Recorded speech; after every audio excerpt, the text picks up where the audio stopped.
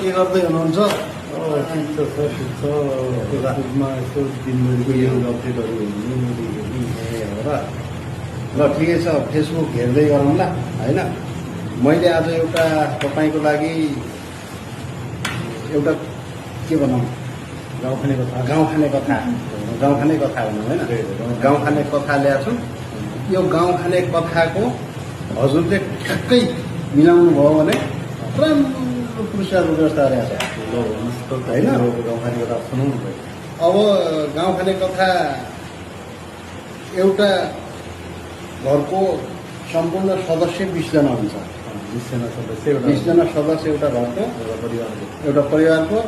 अनि तिनीहरूको सिस्टम के हुन्छ भने 20 जनाले 20 रोटी बनाउने क्या। 20 जनाले 20 रोटी, 20 रोटी बनाउने, एक रोटी खाने, एक रोटीको दरले बनाउने क्या। 20 रोटी बनाउने।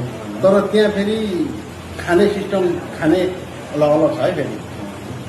अब त्यसमा पुरुष जातिले खान्छ 3टा रोटी, 3टा रोटीको दरले खान्छ।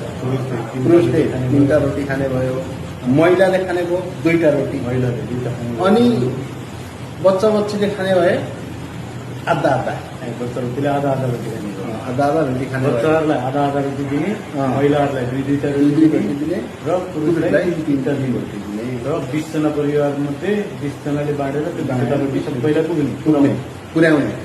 अनि फेरि अब ती बच्चा बच्ची कति रहेछन्, आइमाई कति रहेछन्, लोग्ने मान्छे कति रहेछन्। अब त्यो ठ्याक्कै मान्छे पनि 20 पुग्नु पर्यो। अब बच्चाले चाहिँ आधा रोटी खाएर, महिलाहरूले 2टा रोटी खाएर, पुरुषले 3टा रोटी खाएर सबैलाई पुगाएर हिसाब मिलाउनु पर्छ। परिवारमा कतिजना महिला छन्, कतिजना पुरुष छन् र कतिजना बालबच्चा छन्।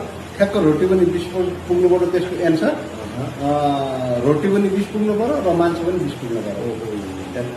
अब यसको उत्तर हजुरलाई 1 मिनट टाइम। अब यो हजुरले सक्नु भएन भने दर्शकले भन्नुहुन्छ। दर्शकले पुरस्कारको व्यवस्था छ।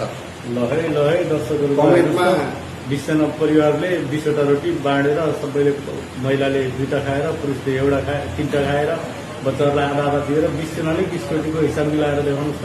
कति महिला छन्, कति बच्चा छन् र कति पुरुष छन् त्यो परिवारमा। ल हिसाब मिलाएर त्यो पुरस्कार जितेर देखाउनुहोस् है त। ल।